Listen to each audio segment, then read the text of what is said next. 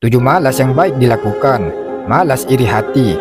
Dan janganlah kamu iri hati terhadap karunia yang telah dilebihkan Allah Subhanahu wa taala kepada sebagian kamu atas sebagian yang lain.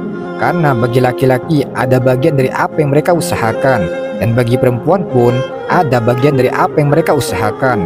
Mohonlah kepada Allah Subhanahu wa taala sebagian dari karunia-Nya. Sungguh Allah Subhanahu wa taala Maha mengetahui segala sesuatu. Quran surat An-Nisa ayat 32. Malas membicarakan orang lain. Membicarakan orang lain sesuatu yang sebenarnya hanya membuang waktu berhargamu.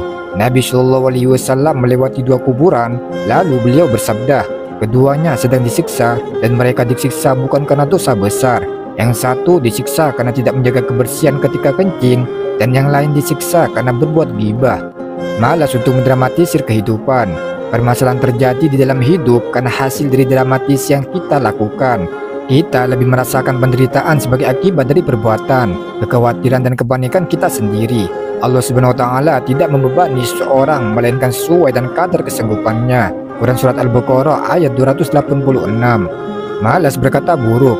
Nabi Shallallahu Alaihi Wasallam bukanlah orang yang biasa mengucapkan kata-kata jorok atau buruk, bukan mengutuk dan bukan pula tukang caci maki. Hadis riwayat Muslim dari Anas. Malas membalas kejahatan.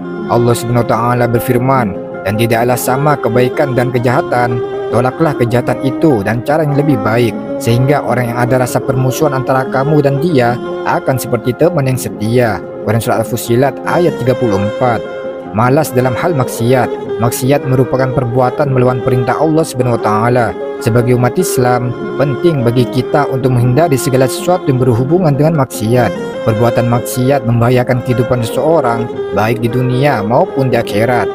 Malas berlomba gaya hidup pemborosan.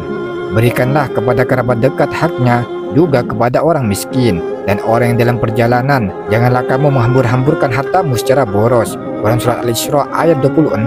Wallahu a'lam bishawab.